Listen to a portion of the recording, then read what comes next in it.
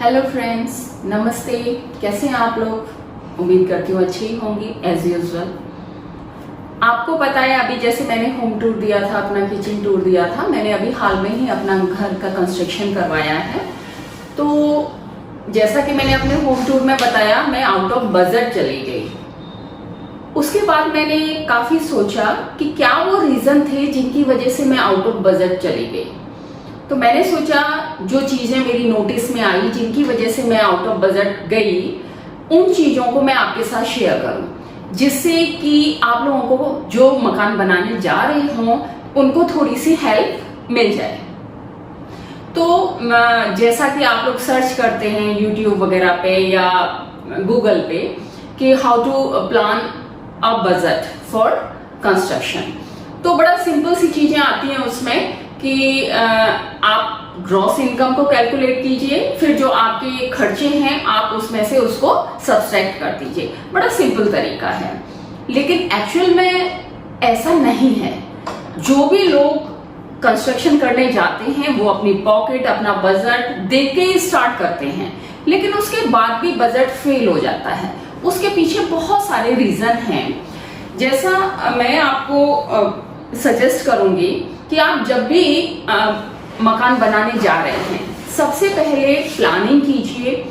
Planning करने के बाद में जब आप एक अच्छा आर्किटेक्ट हायर कीजिए और उसको अपना एक एस्टिमेट बताइए कि आप इतने में घर बनवाना चाहते हैं।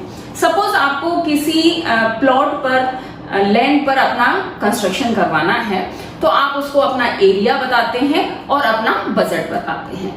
आर्किटेक्ट क्या करते हैं, बड़ा सिंपल सा उनका एक कैलकुलेशन है कि 700 into covered area square feet के हिसाब से आपको कैलकुलेट करके दे देते हैं।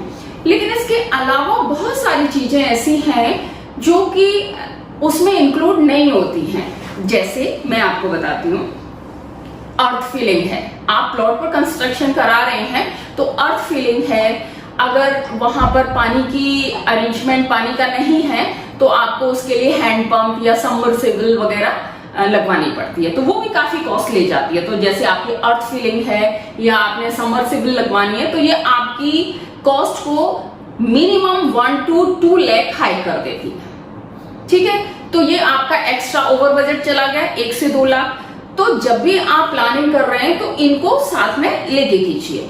इसके अलावा जिस समय हम प्लानिंग करते हैं और जब तक हमारा कंस्ट्रक्शन होता है, तब तक क्या होता है, आइटम्स की कॉस्ट जो है हाइक हो जाती है। तो जो डिफरेंस बहुत ज्यादा आ जाता है जो हमने उस समय सोचा था प्लानिंग के टाइम में, उससे और जब हमारा मकान बनके खत्म होता है तब तक कॉन्ट्रैक्टर छोड़ के चले जाते हैं। क्यों? उसके पीछे एडजस्टमेंट सही नहीं होता है, क्योंकि कॉन्ट्रैक्टर का इंटेंशन होता है कि मुझे तो कवर्ड एरिया के अकॉर्डिंग ही पैसा मिलना है।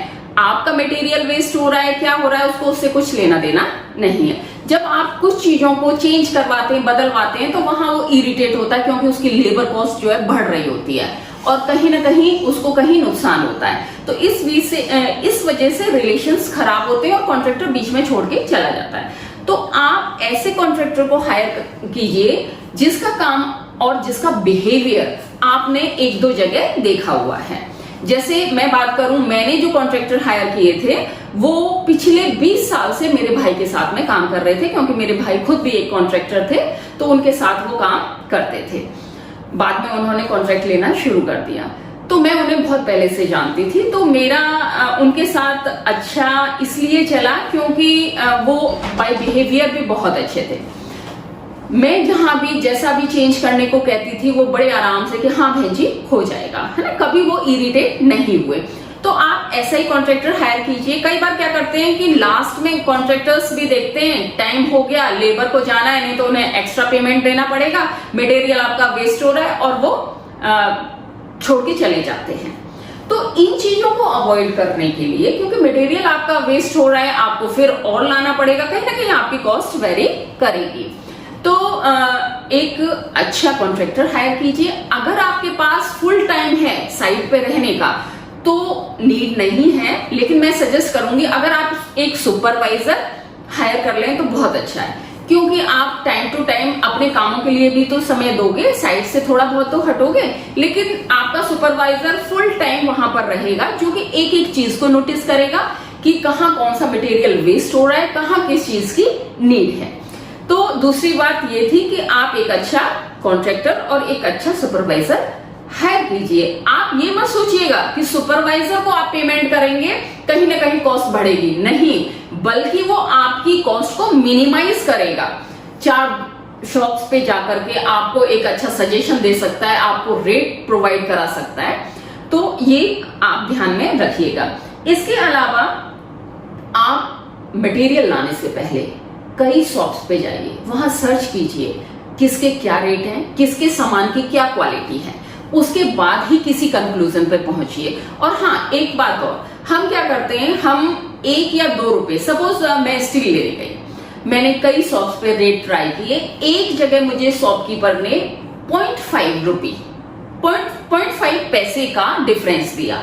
मैं सोचती हूँ कि सबसे सस्ता यही है, ठीक है, मैं उस पर ब्लाइंडली फेड कर लेती हूँ, है ना। और जब फर्स्ट हमारा लॉट आता है, उसके बाद जब सेकंड आता है, तो हम उससे रेट लेते ही नहीं है, उसको डायरेक्ट फोन करते हैं या जाते भी हैं, और रेट लेते भी हैं तो हम किसी दूसरी शॉप पे रेट ट्राई नहीं करते, क्योंकि हम ब्लाइंडली उस पर फेड करते हैं। तो स्टील में तो 5 पैसे से भी बहुत डिफरेंस आ जाता है। तो इस तरीके से आप जो है कई शॉप्स पे जाने के बाद ही डिसीजन लीजिए। हर बार आपका मटेरियल आ रहा है तो हर बार आप सर्च कीजिए कई शॉप्स पे जाकर, जो मैंने नहीं किया था, जिसकी कॉस्टिंग मुझे काफी देनी पड़ी। तो एक तो ये था। इसके अलावा जैसे कॉन्ट्रैक्टर हैं, वो एडवाइस करते हैं कि आप उस शॉप से जाइए, कभी मत जाइए। क्योंकि इनके कमीशन फिक्स होते हैं। ये मैं आपको 101% बता रही हूँ।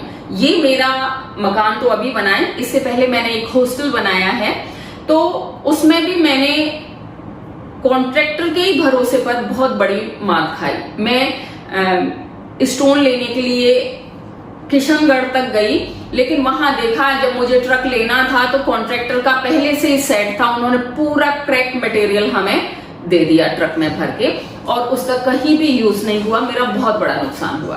तो वो चीज मैंने इसमें नहीं अप्लाई की, काफी मैंने समझदारी से काम लिया, लेकिन इसके अलावा बहुत सारी मिस्टेक्स हुई। तो होता क्या है कि हम जो है जाते हैं, हमारा माइंड सेट है कि हमें इस ब्रांड की मटेरियल लेना है। अब जब शॉप पे जाते हैं तो जिसमें कमीशन ज्यादा उनका होता है, मार्जिन ज्यादा होता है, वो आपको सजेस्ट करेंगे कि आप ये लीजिए। वहां जाके हम भी कंफ्यूज हो जाते हैं, उनकी बातों में आ जाते हैं कि नहीं ये ठीक है ना। तो जब बाद में हम कैलकुलेट करते हैं तो ये भी काफी कॉस्ट हमें वेरी कर जाती हैं, और इनको हम बचा सकते हैं, स्मार्टली बचा सकते हैं, अगर पहले से हमें इन चीजों की नॉलेज हो तो बजाय हम कॉन्ट्रैक्टर के या शॉपकीपर के उन पर बिलीव करने के, हमें क्या चाहिए कि हम 4 जगह जाएं, पूछें। हाल ही में जिन्होंने घर बनाए हैं, हम उनसे सजेशन लें, उनके घर पर जाकर देखें, उनसे रेट लें कि आपने किस तरीके से काम कराया है, किस चीज की क्या क्वालिटी है, बनने के बाद वो कैसा लगता है, वो ज्यादा बेहतर है। तो इस तरीके से आप काफी कॉस्टिंग अपने घर की बचा सकते हैं। हाँ, तो मैं आपको यही सजेशन दूंगी कि आप बिल्कुल फिक्स रहिए, जो आपकी इंटेंशन है कि आपको इतना खर्च करना है, आपकी पॉकेट इतनी अलाउ कर रही है, बजाय किसी की एडवाइस के आप उस पर स्टिक रहिए, है ना। जिससे क्या होगा कि आपका बजट बहुत ज्यादा जाएगा नहीं बाहर। मेरा बजट कुछ और रीजन से बाहर चला गया, क्योंकि जो क्वालिटीज मैं लगाना चाहती थी उससे कहीं बेहतर क्वालिटीज में गई, जो मैंने सोचा था उससे कहीं अच्छे स्टैंडर्ड पे गई, जो कि मेरे लिए मैनेजेबल था, इसलिए बजट जो है मेरा बढ़ गया। लेकिन मैं आपको अपने एक्सपीरियंस से, जो मेरा हॉस्टल में एक्सपीरियंस रहा, मुझे करीब वहां 10-20 लाख का लॉस हुआ, क्योंकि हमने ब्लाइंडली फेड किया कॉन्ट्रैक्टर्स वगैरह पर, और जब हमें एक्सपीरियंस भी नहीं था, वो एक्सपीरियंस मैंने अपने इस मकान में अप्लाई किया। बस एक मेरी प्रॉब्लम थी कि जॉब के साथ मुझे इतना टाइम नहीं मिल पाता था कि मैं हर चीज बहुत अच्छे से मैनेज कर लूं, लेकिन लकीली मेरे साथ जो जुड़े हुए लोग थे वो बहुत अच्छे थे, मेरे कॉन्ट्रैक्टर बहुत अच्छे थे, प्लस जहां से मेरा सामान आ रहा था, मैं मथुरा लोकल हूँ और यहाँ पे एक राधिका हार्डवेयर के नाम से शॉप है, वो हमारे परिचित भी हैं और परिचित होने के अलावा वो इतने ऑनेस्ट हैं कि आप आंख बंद करके सामान ले सकते हैं, आपको क्वालिटी वाइज भी अच्छा मिलेगा और रेट वाइज भी काफी रीजनेबल मिलेंगे। तो उनका साथ था, प्लस जो मेरे कॉन्ट्रैक्टर थे, जैसे कारपेंटर थे या पेंटर थे, वो सारे उन्हीं के द्वारा प्रोवाइड कराए गए थे। तो उन पे भी मुझे फुली फेथ था और सबने काफी अच्छा अपना रेस्पॉन्स भी दिया। मुझे कभी ऐसा नहीं हुआ कि कहीं मुझे धोखा मिला। तो इसलिए जो है मैं यही कहना चाहूंगी कि जो अच्छे लोग हैं उन पे तो आप फेथ कीजिए, लेकिन हाँ, बी अलर्ट, कहीं आप धोखा ना खा जाएं और आपके रेट इन छोटी छोटी चीजों से काफी बचाए जा सकते हैं। आप अपनी बजट को अंडर अपनी प्लानिंग के अकॉर्डिंग खत्म कर सकते हैं। हाँ, अगर आपको मेरे सजेशंस अच्छे लगे हों तो एक लाइक जरूर कीजिएगा और मेरी वीडियो अच्छी लगी हो तो सब्सक्राइब जरूर कीजिएगा। Okay, bye bye, thank you.